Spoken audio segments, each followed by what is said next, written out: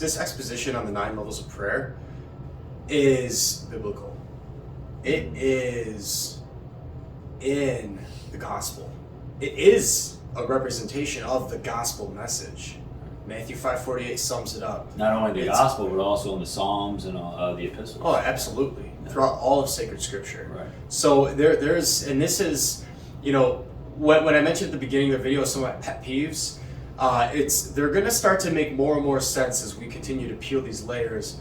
But this idea that, mystical saints, well, they're all mystics. And, when people get so hopped up in a cult of personality of, a cultus of a given saint, oh my goodness, they were a mystic and they were able to do this, that, and whatever, whether it's reading souls or bilocating or levitating or whatever, it's like, those are all great, but those are actually ancillary. Those are side effects of the substance, or what we would say in philosophy, those are the accidents of that pertain to the substance of the higher levels of prayer. Which is the mystical way. Right, particularly when you get to the 8th level of prayer. When you hear people say that, it's like, okay, good on you that you're like drawing inspiration from that. And I'm not knocking that hustle. That's very important. We all need that. Obviously, God gave that to us, and that's a great thing. But it's like, why don't you become a mystic?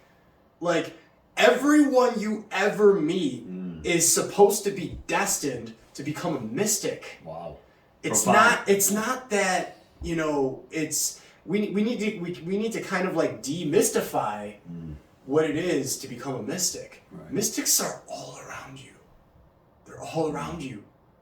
And they're too humble to give it away, right? But they're, especially in our day and age, in our generation, right, where the God of history has made us for this time, and it's a very tumultuous time. A lot of people are talking about whether or not we're already in World War III.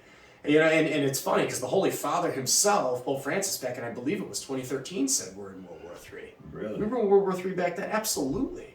Yeah. If you take him at his word. He said very specifically, it's a piecemeal war, and I think that we've reached a point where that's not so much the case anymore. But that's all neither here nor there. The point is we are made for this time, and we are at such a godless time. We are at such a time where there is so much moral confusion out there, where some would argue, and even just in purely secular psychological realms, that maybe the majority of people are mentally ill in some way, shape, or form. That at least 25% on these heavy antipsychotics for anxiety, all the way up to depression and whatever else. I mean, we're all supposed to be mystics. Right. There needs to be an outlet like this one, and thanks be to God that we're able to do whatever very small sliver of a part that we might be able to do, but there needs to be a movement throughout the world of demystifying these basic realities so that we can kind of get on that spiritual blueprint. Right? Because it's the Ecclesiastes 1:9, 1:10. There's nothing new under the sun. We're not reinventing the wheel here. We're just expounding upon the words of our Master himself in the Gospels. Right.